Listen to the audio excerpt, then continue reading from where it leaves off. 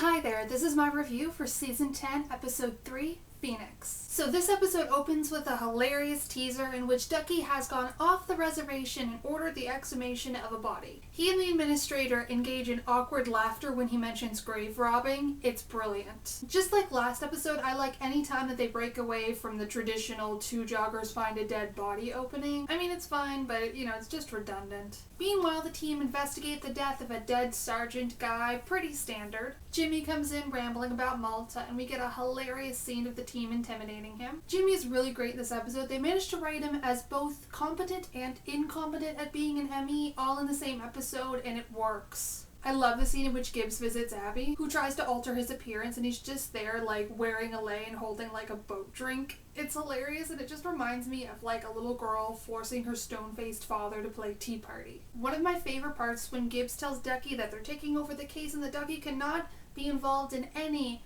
medical capacity. And Ducky gets very upset, but Gibbs is all medical capacity, nudge nudge wink wink, and then Ducky has this little smile when he realizes that Gibbs is invoking Rule 38. It just gave me feelings. It gave me feelings. Show, you kill me. So Ducky is in charge. He's taking the lead. I think this is a great concept for an episode. And it gets us more than our weekly dose of McCallum, which is a treat. We get to see Ducky boss the trio around, talk to next of kin, and even interrogate a suspect. Ducky even promises the dead guy's daughter to avenge his death, which I think makes Duckman an honorary Avenger. Did I mention the fake moon rocks yet? Yeah, there's fake moon rocks. The case for this episode was, pretty average. Tiva goes to NASA and meets a guy who's obviously off his moon rocker. And later they meet a guy who is a famous rock and roller. Day 3 features a great scene in the squad room where Ducky is heading up a campfire. And Ducky puts skull x-rays on the plasma in place of ID photos, which I honestly didn't realize the first time I watched this episode because Ziva's hair is so immensely distracting. Meanwhile, Gibbs sits in his chair and has a baseball bat over his shoulder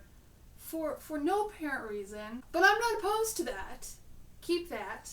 This is followed by another great scene in which Tony and McGee go and chat up the dead guy's old CO. McGee gets to make a few headshots and be badass, and oh, look at you, Magoo, all grown up. I love it.